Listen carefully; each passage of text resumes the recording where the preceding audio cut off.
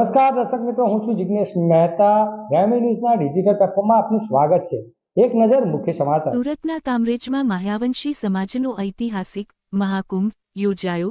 ભારતભરમાંથી સમાજના અગ્રણીઓ ઉમટી પડ્યા। સુરત જિલ્લાના કામરેજ ખાતે માયાવંશી વિકાસ મંચ દ્વારા આયોજિત માયાવંશી સમાજના પ્રથમ મહાકુંભમાં સમાજની એકતા અને શક્તિના દર્શન થયા હતા। સમગ્ર ભારતવર્ષમાં માયાવંશી સમાજના ઇતિહાસમાં પ્રથમ વખત આટલી મોટી સંખ્યામાં લોકો એકત્રિત થઈને સમાજને સંગઠિત કરવાનો સંકલ્પ લીધો હતો।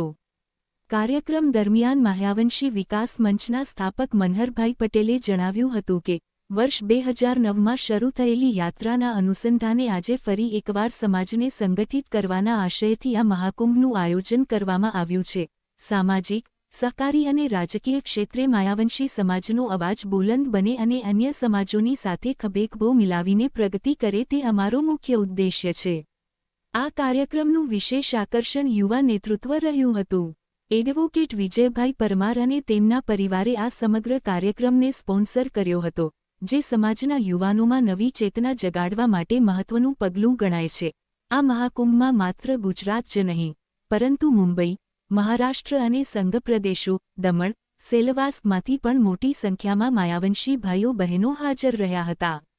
આયોજક સમિતિએ ભરૂચથી લઈને અમદાવાદ સુધી પત્રિકા વિતરણ કરી સમાજને જાગૃત કરવાનું ભગીરથ કાર્ય કર્યું હતું, જેના ફળસ્વરૂપે વિશાળ જનમેદની ઉમટી પડી હતી। હું મનહર પટેલ, સંસ્થાપક માયાવંશી વિકાસ મંચ।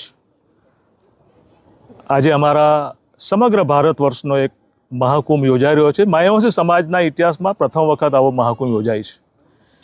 એ મહાકુંભનું જે સૌજન્ય પ્રાપ્ત થયું છે એ અમારા યુવાધન જેને કહી શકાય માયાવંશી સમાજના, અમારી બાજુમાં બેઠા છે એડવોકેટ વિજયભાઈ પરમાર, એના પરિવારે આખા પ્રોગ્રામને, આખા કાર્યક્રમને સ્પોન્સર કર્યો છે।